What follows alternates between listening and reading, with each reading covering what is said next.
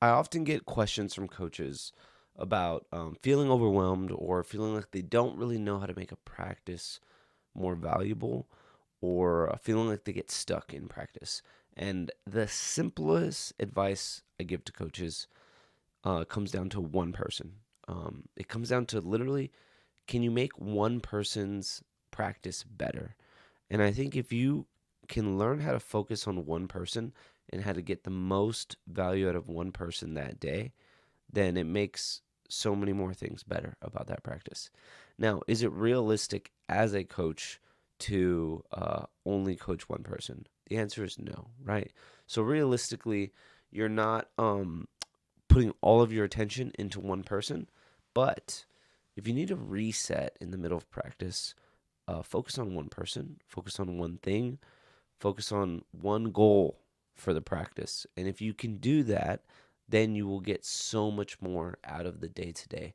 And as a coach, if you're trying to become more experienced and better at what you do, it is way too hard to focus on five different things at once and trying to make everything perfect when you could just focus on one. So let's hear. This is my first example with an athlete specifically. So what I like to do is I'll give an athlete like a technique feedback. Technique feedback's pretty easy. Just find something that they can do better and give them the feedback, right? But specifically, I'll usually hop this kid out. So we're a little more face to face. It's a little more intense feedback. So I'm giving this athlete one-on-one feedback, and then I watch them, see how they do. And then we come back, we take a look at it, we talk about how they did, and then maybe I give them more feedback and we redo the process maybe two or three more times.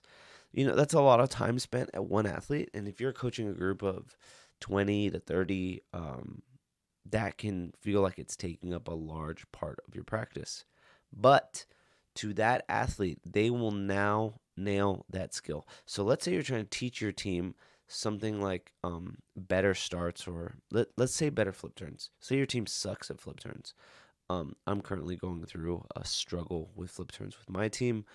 I definitely let off the gas on it the past 6 months, and now we're just starting to pay for it. We're just not great at flip turns. So what I'm gonna do is I'm gonna take that one athlete and I'm gonna work with them, and we're gonna make it pretty good. We're gonna make it squared away, ready to go. And what this does is I now have one athlete who is ready to go, and I can use that athlete as an example. I can use that athlete to set the tone. Something that I don't hear coaches talk enough about is swimmers watch each other, especially your more aware ones. Like, I remember when I was an athlete, like I would just kind of watch how other teammates would do things, and I would just try to copy them, especially if they did it better than me. Something I see my athletes doing right now, they have a really flat back when they're doing their starts, and I have not coached that super hard. I do talk to my athletes about hinging at the hips, keeping their hips high at the start, when they're taking their mark. I don't really talk about flat back that much though. I'm not 100% sure it's like essential to a great start. I think there's a bunch of other things you can do instead. But something I've been noticing recently, especially amongst my girls, is like a lot of them have changed their starts recently to have this kind of flat back position. And I think I know which athlete it really started with, but that's what happens. They watch each other get better at things. And I love teaching an athlete how to do something well, then getting the whole team out and saying, like, hey, look how they're doing it. That's pretty good. If we all did it that way, it would be a lot better. I mean, that sentence exactly is so beneficial. So that's how you can get so much benefit out of coaching one athlete. The next thing is like focusing on one thing. So if you write a practice, you have three or four elements to the day. And when I say focus on one thing, I mean you write these sets, but you don't coach the other parts as hard as the main thing that you want. And I'm not saying ignore these other things. This is advice for the coach who's kind of struggling with running a good workout. So what I would do is I would pick out one of the sets you do and say, talk to yourself. This is how I'm going to coach this set. This is what I want my athletes to get out of this set. It's going to be really good. And then you just coach the hell out of it. and you rest your hat on that one set. You had these supplementary sets, these secondary focuses. If you got them, great. If you didn't, not that big of a deal. But that one thing you did, like let's say it was like negative splitting 100s. You just went hardcore for 20 minutes on negative splitting 100s. That's going to make a big difference. Not only are your athletes going to get a better workout because of that one set, but you're also teaching them that really important element to training.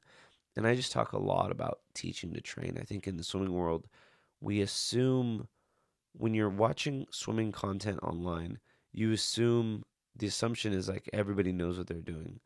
When in reality, there's only like the top 20% of a team that's like really clicked in, really ready to go, whether that's your top high schoolers, your top 13, 14-year-olds, and they like understand all the elements of the practices and how to execute them. Even up until like 15 and 16 for some athletes, you are teaching them to train. And when you are teaching them to train, you spend time on things like negative split. So that's how you can focus on one thing. And then the last thing, when I am struggling with a practice, I want them, this goes back to the one thing, but maybe more simpler is I only coach one like technique element. So this is gonna sound silly. I remember coaching the 11-12s once, and were just having a bad practice. And I decided in my head, I'm just gonna coach streamlines really well. We're gonna leave this practice with better streamlines. So we restarted a few things. I was cheering kids on for streamlines, and like I know it, we got to the last 20, 30 minutes of practice, and it was going fantastic. And all I did was dial in on one element of that day. And you, as the coach, if you can focus on one swimmer, one element, one goal, and you can achieve that thing and make it better, not only does it feel like a win for you, the coach, it feels like a win for your athletes, and you end up making the entire team better because that's how you make teams better. You fix one thing at a time and you move forward one step at a time. Like that's the big goal. You can't fix everything at once. So, hope this helps you. If you're struggling with practices, this would be excellent. If you want to learn how to teach butterfly to a large range of athletes and abilities, I have a free butterfly course. It has videos. It has like downloadable HD videos for you to watch the technique and the drills. There's also like a long explanation for me on how I use the drills, why I use the drills, and what you'll get out of it. So just go check the link in my bio or head over to betterswimcoach.com and you'll be able to get that free stuff. Until then, coaches, have a great day.